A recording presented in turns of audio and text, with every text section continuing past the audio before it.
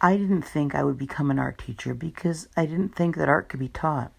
My own art teachers had certainly never broken down any concepts or demonstrated any techniques for us. It wasn't the fashion to instruct like that in the 1970s. They'd simply given assignments. The kids who were naturally good at art did a great job. The kids who didn't have a knack for it floundered. The teachers then told students who were frustrated with their work that quality did not matter because beauty is in the eye of the beholder. Lovely sentiment, but it fooled no one. This disheartening experience continued into my teen years. My sophomore year of high school, something transformed me. A seed was planted and germinated. 3 separate experiences in 1982 caused a paradigm shift in my worldview. It all started with a shop elective called mechanical drawing. As I navigated one-point perspective, isometric projections, and exploded views, I realized these drawings all made perfect logical sense. Everyone in the class did them successfully without complaint, following a sequence of structured directions. The 98% failure rate I witnessed in the art room, with the teacher half-heartedly telling the struggling kids that it was all okay, evaporated. Gone was the fake smile. Gone was the hollow voice claiming quality didn't matter because it was all about expressing yourself. A charming notion, but clearly false.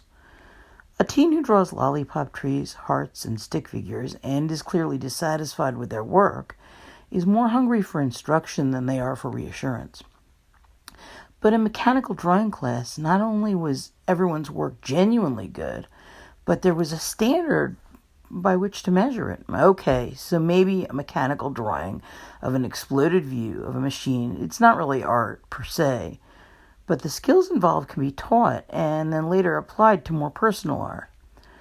Why weren't the art teachers teaching those skills, I wondered.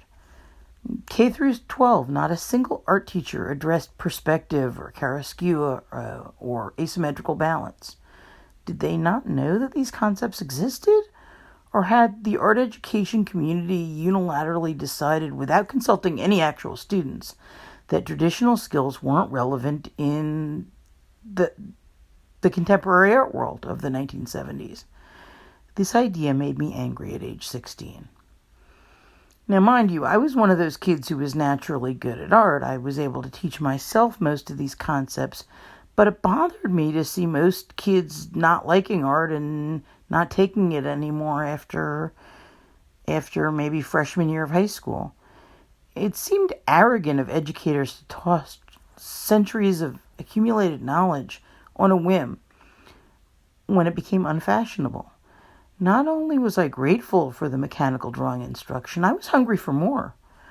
The second incident was a chance exposure to Robert Pirsig's book, Zen and the Art of Motorcycle Maintenance.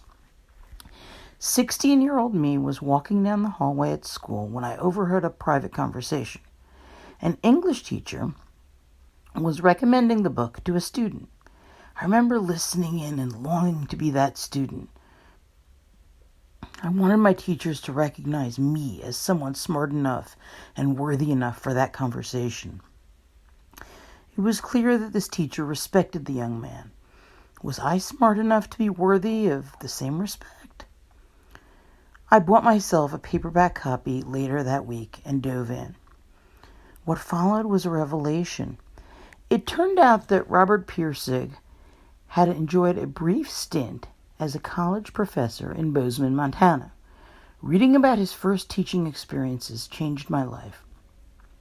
He wrote about how he frustrated his students into thinking for themselves by asking seemingly unanswerable questions like, what is quality?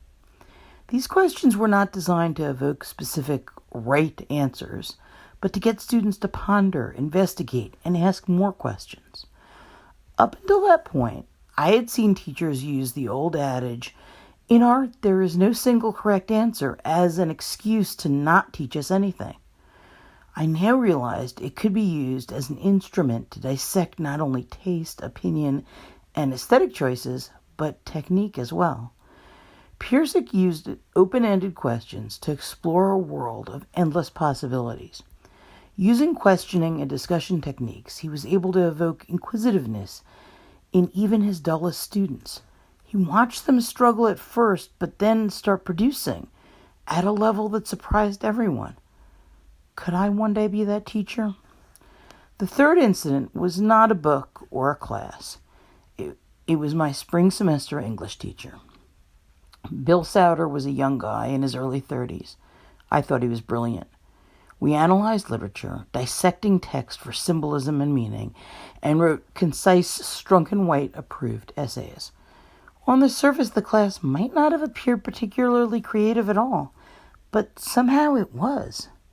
Within that analytic structure, Mr. Souter encouraged us to find questions that no one had ever asked, and then mine the required text for answers. I had read many of these books just for fun, years before. What can I say? I was a nerdy girl. But now I saw them in a whole new light, full of symbolism and a hidden meaning. What if the same question and discussion techniques could be applied to visual art? What if the structure that 20th century artists had once found so confining was actually the key to their creativity? Rebelling against conventions had led to the greatest metamorphosis of the art world since the Renaissance. But had this revolution inadvertently bred a lost generation of artists with nothing left to rebel against? Could an exploration of traditional visual art structures, coupled with modern teaching practice, be the panacea I was seeking? I did not know, but the idea excited me. Teaching is an art form. In art, there are many right answers. Teaching styles change as society changes. Perhaps I was being unfair to my childhood art teachers, who, after all, were just teaching the best way they knew how. The seeds of my educational philosophy began to germinate in 1982, when I was a sophomore in high school. I started out with a childhood of poorly taught art classes, a good high school shop class, an intriguing book, and an inspiring English teacher. Today, I'm still questioning, with no single right answer in sight. I'm still investigating possible approaches to visual and educational problems, still attempting to find structure amid chaos, and still watching ideas crumble and be rebuilt.